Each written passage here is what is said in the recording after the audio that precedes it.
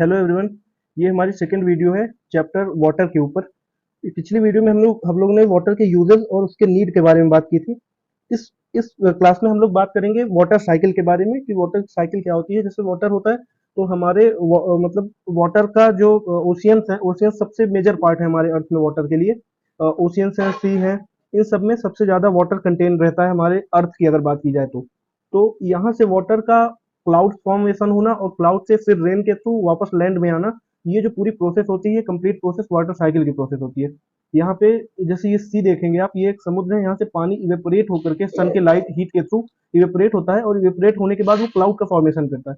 फिर क्लाउड के फॉर्मेशन से होने के बाद वो रेन के फॉर्म में फिर से लैंड में वापस आता है। तो ये जो पूरी प्रोसेस होती है, ये पूरी एक प्रोसेस क्या बना रही है, साइकिल बना रही है। मतलब ये अर्थ से क्लाउड का फॉर्मेशन हो रहा है, क्लाउड के फॉर्मेशन से फिर से ये अर्थ में आना रेन के थ्रू, ये पूरी प्रोसेस क्या बना रही है, एक साइकिल बना रही है। क्या बना रही, साइकिल बना रही है। इसी साइकिल को हम लोग वाटर साइकिल कहते हैं। ठीक है, इसी को हम लोग वाटर साइकिल कहते हैं। तो अब वाटर साइकिल को डिटेल में पढ़ने के से पहले हम लोग थोड़ा बात करेंगे इनमें जो कुछ टर्म्स यूज हो रहे हैं, जैसे इवेपोरेशन की प्रोसेस, कंडेंसेशन की प्रोसेस। तो ये सारी चीजें क्या होती हैं उनके बारे में एक एक करके पहले बात कर लेते हैं, फिर हम लोग आगे बढ़ेंगे और वाटर साइकिल के बारे में बात करेंगे। ठीक है, तो देखिए सबसे पहले एक डिसअपियरिंग ट्रिक ऑफ वाटर जो एक टॉपिक का नाम पड़ा हुआ है, इसका मतलब क्या है। इसका मतलब ये है कि जो वाटर है, जैसे कभी आप क्या करते हैं, आपसे पानी गिर गया फ्लोर पे, तो थोड़ी देर बाद आपको पता चलता है कि वो डिसअपेयर हो चुका है, वहां से हट चुका है या सूख गया है या उड़ गया है पानी। इसी तरह जो आपके गीले कपड़े होते हैं, जैसे यहाँ पे आपको दिख रहा होगा, तो ये गीले कपड़े क्या होते हैं, ये गीले कपड़े यहाँ पे तार में या किसी वायर में टांग दिए जाते हैं और ये धीरे धीरे करके इसका पानी पूरा सूख जाता है। तो वो एक्चुअल में हो क्या रहा है, तो यहाँ पे जो प्रोसेस हो रही है वो हो रही इवेपोरेशन की प्रोसेस। कौन सी प्रोसेस हो रही है, इवेपोरेशन हो रही है, इवेपोरेशन। ठीक है, इसमें इवेपोरेशन की प्रोसेस में क्या होता है, वाटर जो होता है वो चेंज होता है वाटर वेपर में। किसमें चेंज होता है, water changes into water vapour. ठीक है, वाटर वेपर में चेंज होता है। मतलब कैसे, देखिए जैसे क्या होता है कि आपने हीट दिया, अगर वाटर में हीट प्रोवाइड की, उसको गर्म किया, तो उसमें से कुछ भाप निकलती है, निकल करके वो गैस फॉर्म में चेंज हो रहा होता है।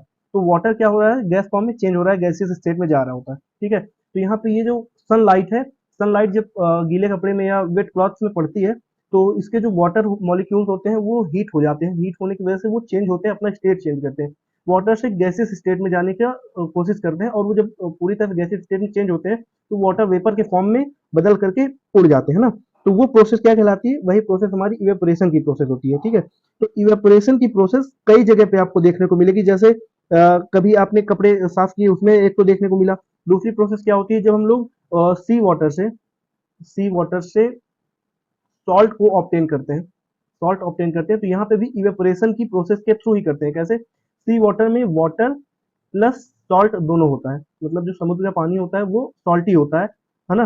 तो उसमें से जब हमें सॉल्ट निकालना होता है तो हम लोग क्या करते हैं, उसको बाहर किसी बड़े से मैदान में फैला देते हैं, जिससे वाटर सन की हीट से इवेपोरेट हो जाता है और हमें क्या ऑप्टेन हो जाता है, हमें सॉल्ट ऑप्टेन मिल जाता है। ठीक है, सॉल्ट हमें मिल जाता है। तो ये प्रोसेस भी इवेपोरेशन के थ्रू ही हो रही होती है।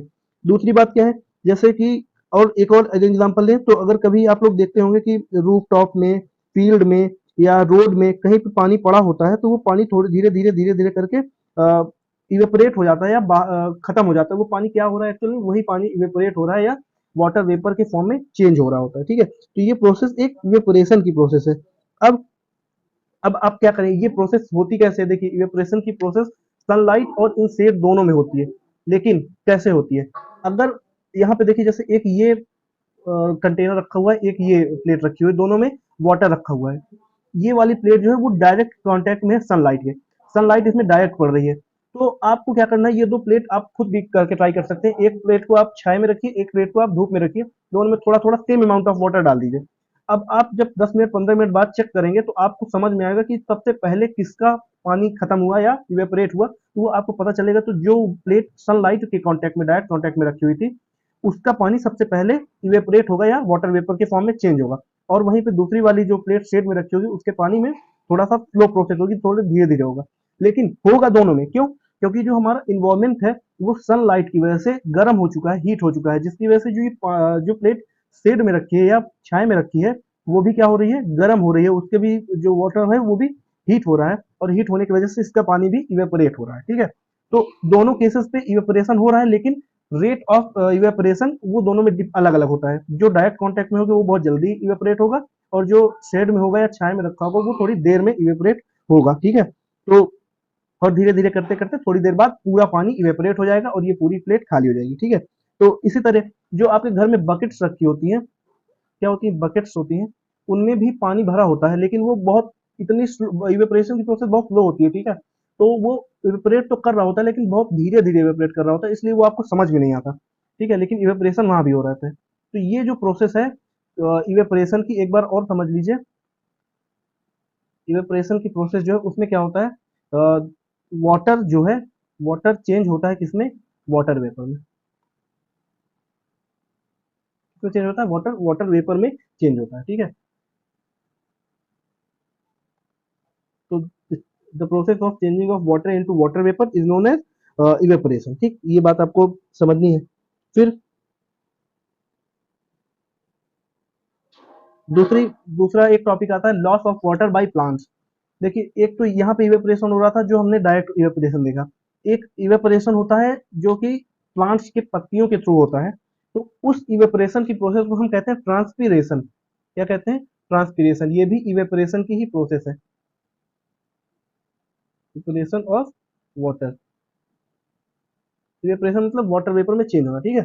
तो ट्रांसपीरेशन जो प्रोसेस है वो मतलब प्लांट्स जब अपना जो एक्स्ट्रा वाटर होता है उनके अंदर, वो लीफ के थ्रू इवेपोरेट जब करते हैं, तो उस प्रोसेस को हम ट्रांसपीरेशन की प्रोसेस कहते हैं, ठीक है। तो ये एक प्रोसेस है ट्रांसपीरेशन की, जिसमें जैसे ये प्लांट्स होते हैं, प्लांट्स कहाँ से वाटर कंटेंट एब्जॉर्ब करते हैं, वो अपने रूट के थ्रू सॉइल से वाटर को एब्जॉर्ब करते हैं, ठीक है। जब वो एब्जॉर्ब करते हैं तो वो वाटर क्या होता है, ट्रेवल करता है प्लांट्स के डिफरेंट पार्ट्स पे, अलग अलग पार्ट्स पे जाएगा और उनको मिनरल्स और कुछ जरूरी तत्व देता है, ठीक है।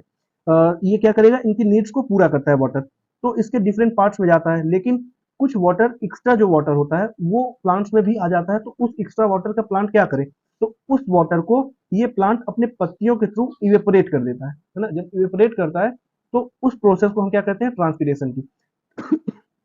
जो हमारे जंगल है वो इवेपोरेट, देखिए एक प्लांट अगर इवेपोरेट कर रहा है, ट्रांसपीरेशन की प्रोसेस कर रहा है, तो उसमें से बहुत थोड़ा सा पानी वाटर वेपर चेंज होगा। लेकिन जो हमारे जंगल्स हैं, बड़े बड़े जंगल हैं, तो उनमें क्या होता है, बहुत सारे प्लांट्स होते हैं, और जब सारे प्लांट्स एक साथ इवेपोरेशन करते हैं ना, तो वहां पे जो इवेपोरेशन की प्रोसेस है वो बहुत हैवी अमाउंट में होती है, बहुत ज्यादा अमाउंट में होती है। तो वहां पे समझ में आती है इवेपोरेशन की प्रोसेस क्या है या ट्रांसपीरेशन की प्रोसेस क्या है। तो ट्रांसपीरेशन की प्रोसेस क्या है, evaporation of water through plants is known as transpiration. तो इसको हम लोग लिख सकते हैं, evaporation of water through plants is known as transpiration, ठीक है। उसको हम ट्रांसपीरेशन कहते हैं। अब यही इसी को हम loss of water by plants कहते हैं या evaporation of water by plants कहते हैं। तो ये चीज दोनों एक ही है, ठीक है। तो ये चीज समझिए। उसके बाद अब एक चीज और है, हमारी बॉडी भी इवेपोरेशन की प्रोसेस करती है। जो हमारा पसीना है, पसीना निकलता है, वो भी एक तरह से पसीना निकल रहा है और वो सूख करके हवा में उड़ जाता है या चेंज हो जाता है। वो क्या होता है, चेंज हो जाता है वाटर वेपर पे। तो वो भी जो प्रोसेस है वो भी इवेपोरेशन की ही प्रोसेस है। अब एक नया टॉपिक हमारा आता है, हाउ आर क्लाउड्स फॉर्म्ड।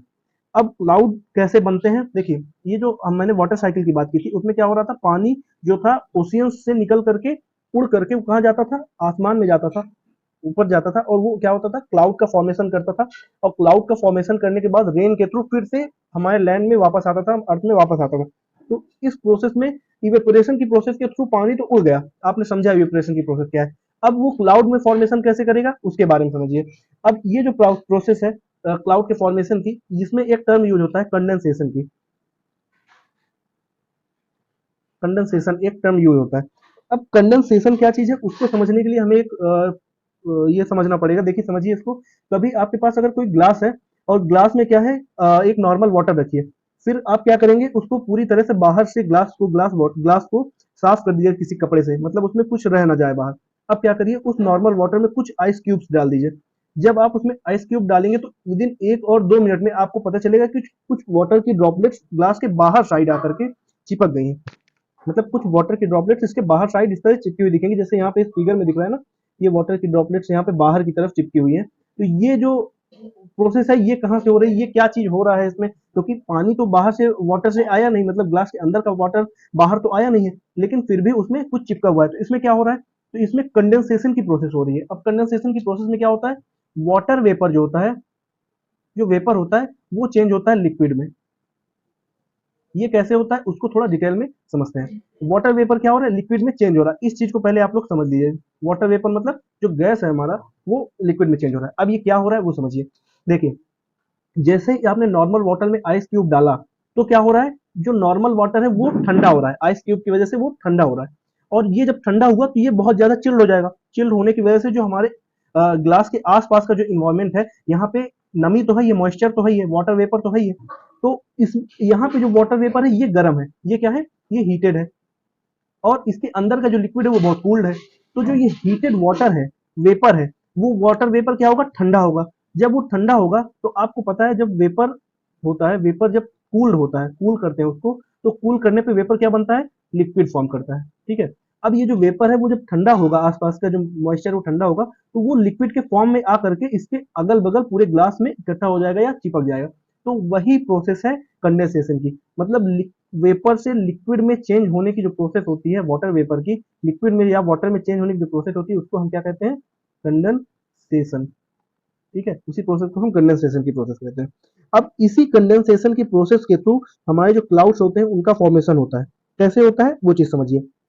देखिए, जो यहाँ से जब जैसे सन से जो ओशियन है उसमें रेस पड़ी या रेडिएशन सन की पड़ी इसमें, तो इसका वाटर हीट होता है। जब हीट होगा तो ये क्या होगा, कंडक्शन के थ्रू इवेपोरेट होता है। जब इवेपोरेट होगा कंडक्शन के थ्रू, ये वार्म होगा और इवेपोरेट होकर के ये चेंज हो जाएगा किसमें, वाटर वेपर पे। ठीक है, मतलब जो पानी है इवेपोरेट होकर के ऊपर जाएगा, है ना, गर्म चीज जब ऊपर जाएगी और ऊपर का जो माहौल होता है ठंडा होता है, वो बहुत ज्यादा ठंडा होता है। मतलब जो हमारा एटमॉस्फेयर है वो जितना ऊपर जाएंगे उतना ठंडा होता जाएगा, उतना कूल होता जाएगा। तो ऊपर जा करके ये वाटर वेपर कूल होने पर वाटर के फॉर्मेशन में आ जाते हैं। ठीक, ये क्या बन जाते हैं, वाटर बन जाते हैं। ऊपर जाकर के ये वाटर बन जाते हैं। वाटर बनने के बाद क्या होता है कि ये इतने हल्के होते हैं कि ये वापस अर्थ पे नहीं आ पा रहे होते हैं। तो ये जितने भी वाटर वेपर्स हैं वहां पे, मतलब देखिए आसमान की बात की जाए, ऊपर बात की जाए, वहां पे ठंडक बहुत है। ये गर्म होने के बाद वाटर वेपर में बदले थे, सी से गर्म होने के बाद वाटर वेपर पे बदले थे। अब वाटर वेपर में बदलने के बाद ये क्या हो रहे हैं, ठंडे हो रहे हैं। ऊपर जाके जितना ऊपर जाएंगे उतना ठंडे होंगे। जब ये बहुत ऊपर चले गए तो ये बहुत ठंडे हो जाते हैं, और ठंडे होने की वजह से ये फिर से लिक्विड या ड्रॉपलेट्स में बदल जाते हैं, वाटर के ड्रॉपलेट्स में बदल जाते हैं। अब ये क्या होते हैं, इतने हल्के होते हैं कि वापस अर्थ में वापस नहीं आ पा रहे होते हैं। तो ये जो छोटे छोटे ड्रॉपलेट्स होते हैं, ये जब एक साथ मिल जाते हैं, खूब सारे ड्रॉपलेट्स एक साथ मिल जाएंगे, वेपर जो होंगे लिक्विड के फॉर्म में, ये एक साथ मिल करके क्या बना देते हैं, क्लाउड का फॉर्मेशन करते हैं। ये क्या बनाएंगे, क्लाउड बनाएंगे। इसमें बहुत सारे छोटे छोटे वाटर के वेपर्स होंगे। ये वेपर्स क्या होते हैं, ये लिक्विड होती है एक्चुअल में, वेपर्स फिर से लिक्विड के फॉर्म में आ गया होता है। ठीक है, तो इस तरह के बहुत सारे लिक्विड की छोटी छोटी ड्रॉपलेट्स होती हैं जो कि फॉर्म करती है क्लाउड को। तो क्लाउड क्या है, बेसिकली क्लाउड्स लिक्विड के ड्रॉपलेट्स हैं। ठीक है, बहुत सारी लिक्विड की ड्रॉपलेट्स जब एक साथ आ जाती हैं तो वही क्या बनाती है, क्लाउड बनाती है।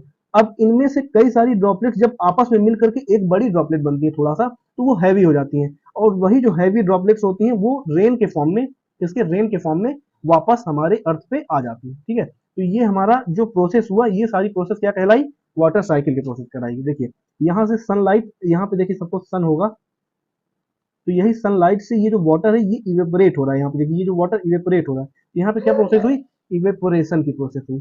ठीक है, यहाँ पे इवेपोरेशन की प्रोसेस हुई। इवेपोरेशन होने के बाद यहाँ पे ये सारे वाटर वेपर्स ऐसे जाकर के इकट्ठा हो जाएंगे। और यहाँ पे जबकि जैसा मैंने बताया कि ऊपर जितना ऊपर जाएंगे उतना ठंडक होगी। ठंडक होने की वजह से ये वाटर वेपर्स फिर से लिक्विड के फॉर्म में आ जाते हैं, वाटर मॉलिक्यूल्स फिर बन जाते हैं, वाटर फिर से बना देते हैं। अब ये जो वाटर फिर से बनेगा, तो ये इकट्ठा होगा, एक साथ आकर के इकट्ठा हो जाएंगे। और इनमें से जब कई सारे वाटर की ड्रॉपलेट्स एक साथ मिल जाती है तो ये थोड़ा हैवी हो जाती है। हैवी होने की वजह से ये गिरती है नीचे की तरफ। और वही जो ड्रॉपलेट्स जब नीचे की ओर गिरती है उसी को हम क्या बोलते हैं, यही सारी प्रोसेस रेन के फॉर्म में आ जाती है वापस। फिर इनका वाटर वेपर में क्लाउड का फॉर्मेशन फिर से होना, वाटर वेपर का मतलब क्लाउड बनना, वही प्रोसेस क्या कहलाती है, कंडेंसेशन की प्रोसेस कहलाती है। ठीक है, ये मेनली वाटर साइकिल में दो प्रोसेस होती है, इवेपोरेशन और कंडेंसेशन की। तो ये हमारी वाटर साइकिल थी। ठीक है, मुझे उम्मीद है कि आप लोग को बिल्कुल समझ में आया होगा, ये बहुत इजी टॉपिक था। वाटर साइकिल आप लोग को बहुत अच्छे से समझ में आ गया होगा। हम लोग नेक्स्ट टॉपिक पे बात करेंगे अपने ओशियंस के बारे में कि जो भी पानी है हमारा सारा वो ओशियंस पे कैसे जाता है, या ओशियंस हमारे मेजर सोर्स पानी के कैसे हैं, वाटर का जो मेजर सोर्स है वो ओशियंस कैसे है, ठीक है। उसके बाद हम लोग बात करेंगे अगर बहुत हैवी रेन होती है तो उस टाइम पे क्या होगा, कैसा माहौल रहेगा, उसके बारे में बात करेंगे। फिर हम लोग वाटर के कंजर्वेशन के बारे में बात करेंगे, या हम लोग फिर एक चीज और बात करेंगे कि अगर बहुत समय तक पानी नहीं आता है, अर्थ पे बरसता नहीं है, रेन नहीं होती है, तो उस समय जो कंडीशन होगी उसको क्या बोलेंगे, ठीक है। वाटर के कंजर्वेशन की बात करेंगे हम लोग, और रेन वाटर हार्वेस्टिंग की भी बात करेंगे, ठीक है। तो आज की क्लास यहीं पे खत्म होती है। आप लोग इस टॉपिक को फिर से एक बार पढ़िएगा, अच्छे से समझिएगा। अगर कोई टॉपिक नहीं समझ में आया तो पीछे रिवाइंड करिए वीडियो को और फिर से एक बार देखिए, जरूर समझ में आ जाएगा। बहुत छोटी सी चीज है, वाटर साइकिल में सिर्फ दो ही टॉपिक है, वो एक इवेपोरेशन और दूसरा क्या है, कंडेंसेशन, ठीक है। तो दो चीजें बस आपको समझनी है, अगर ये दो चीजें आपने समझ ली तो जिंदगी भर कभी आपको वाटर साइकिल में कोई भी दिक्कत नहीं आएगी, और ये आपका बहुत क्लियर हो जाएगा, ठीक है। तो चलिए मिलते हैं आपसे नेक्स्ट वीडियो पे, तब तक के लिए आप लोग पढ़िए और खूब मजे करिए। Thank you.